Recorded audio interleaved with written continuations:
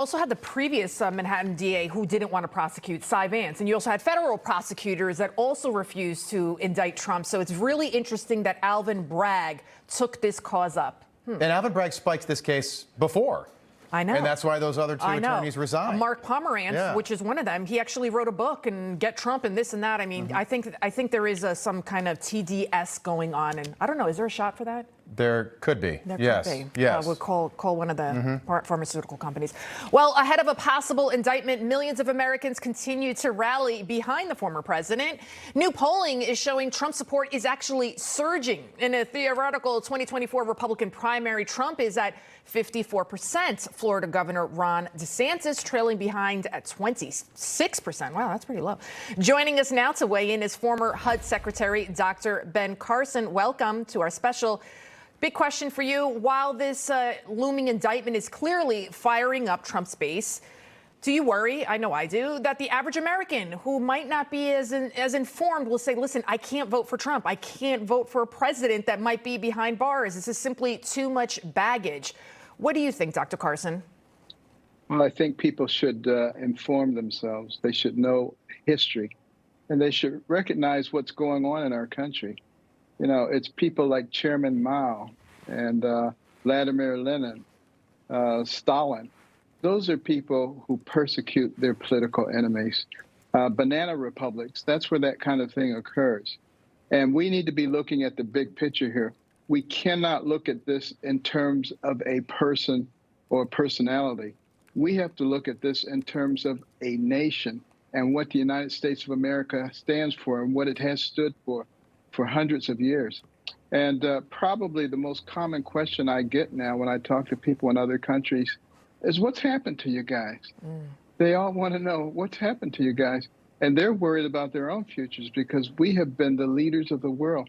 And if we degenerate into this political machine that persecutes our enemies, what's going to happen to us? And what are we teaching the future generations? The situation at Stanford Law School, abominable. You can't listen to a different opinion. Earlier, the University of Michigan, their white coat ceremony, half the students walked out because the speaker was pro-life. I mean, if we can't tolerate a difference, isn't that the beginning of a totalitarian government? I think we're past the beginning now. Dr. Carson, let me just pick up on that. If you're going to indict a former president, look, you ran for president, all right? If you're going to indict a former president, wouldn't you want this case to be an absolute slam dunk? And if it's not, and Trump's indicted on Monday, Tuesday, or some point next week, what message does that send to the rest of the world? Basically, it sends a message that we have degenerated into a political slime pit, and that our values and principles, the very things that America stands for, are no longer important to us. And I think they are important to the average American. What's required right now is courage. It's not just understanding what's going on, but it's courage to stand up for what you believe in, because you can't be the land of the free if you're not the home of the brave. There is bipartisan outrage over Bragg's investigation into Trump, and rightfully so, because I do believe that this case is bigger than Trump. Democrat Senator Joe Manchin saying, quote, there's many reasons why Trump should be president again in the United States, but you should not allow the court system to be perceived as basically a political pawn.